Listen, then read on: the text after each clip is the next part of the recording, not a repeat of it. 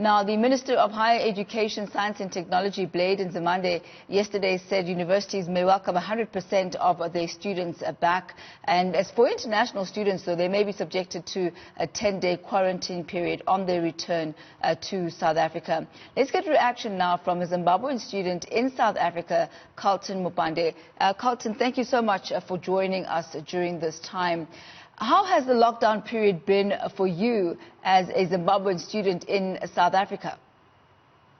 Okay, thank you for having me.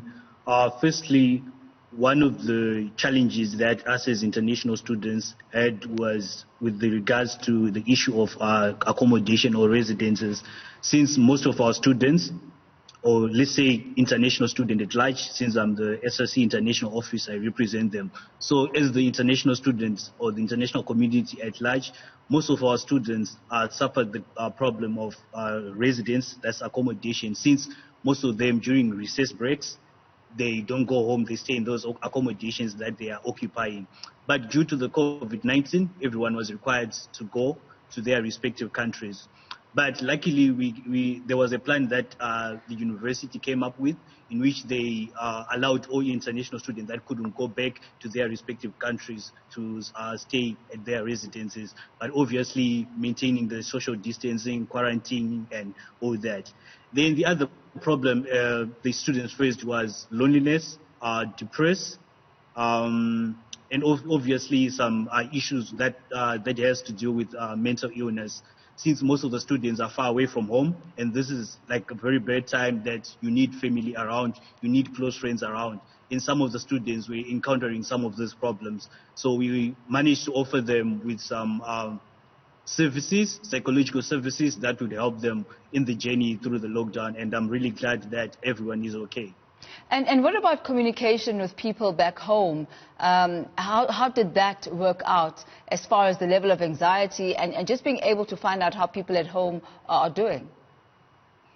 Okay. The other thing that, is really a good point there, was when you see most of the students, some of them their families that are back home, they cannot afford to get data, or some of them are on scholarship. So let's say, for example, let's take an example of Zimbabwe. You know, data is expensive and all that. So most of the students, we managed to come out with groups, WhatsApp groups that we had for international students that that stayed behind in SA, so that we help them, we check up on each other, we communicate, we have some group discussions virtually, and some other fun activities and challenges on the social media platforms. And as far as keeping up with your studies, how was that infrastructurally? Were you able to still study even while at res? And as you mentioned, that some of the students are on bursaries.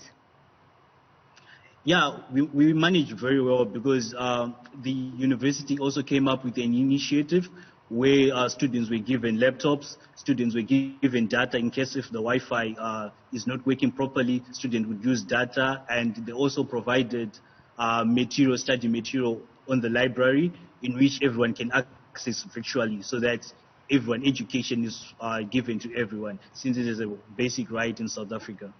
Now, as far as the fact that the academic year has now been stretched, and we heard the minister there saying that come March of 2021, all the curriculum needs to be completed for universities. How does this affect students perhaps who are on bursary? Okay, with the shifting of the calendar year to next year, it doesn't really affect the students that are on bursaries that much, because this is a global pandemic and it's a natural event. So the respective governments or the respective bursary holders, they're actually dealing with those issues, in which they would assist students further up to the end of the academic year. Because they signed a contract that they're going to help the students, let's say, for example, for this whole year. If they fail, they won't be able to continue paying for them. So with that, they have a contract with the students, so in which the year is going to end, let's say, for example, in March, as it is being said, though some people are ending in December. But let's say it's ending in March. That means the contract goes or stretches to March. So the bursaries, those will keep on providing up to the end of the academic year. Well, that's a bit of a relief for many students, I assume. Were there any who opted to go back home when the lockdown was put in place? Yeah, there are so many students that opted to go home, and I feel like right now we're on 60-40%. Most of 40% are the ones that managed to go home, especially the European students, students from Asia. Then here and there, some of the students that are from outside SADC, that is the Southern African Development Committee.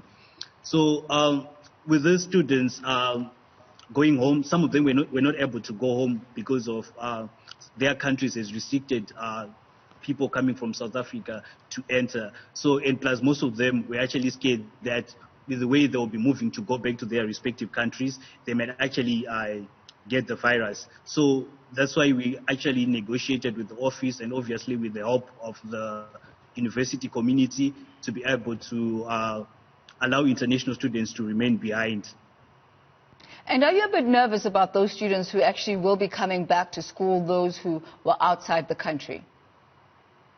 No, I'm not really scared, since the university has managed to come up with a good plan in which they would cater for those students that will be coming around so that they get into quarantine. There's testing each and every day, which is we have like the screening stations. We also have screening tools that are available on the portal, and here and there, the clinics that are around on campus, or our clinics, South Campus, North Campus, Second Avenue, all those clinics, they are moving around, checking people, their temperatures, asking them whether they have any symptoms of the virus. So I feel like right now the university has come up with a plan, and that plan is making most people not to be scared of the students that will be coming back. All right, well, Calton, thank you so much, and all the best for the rest of your academic year.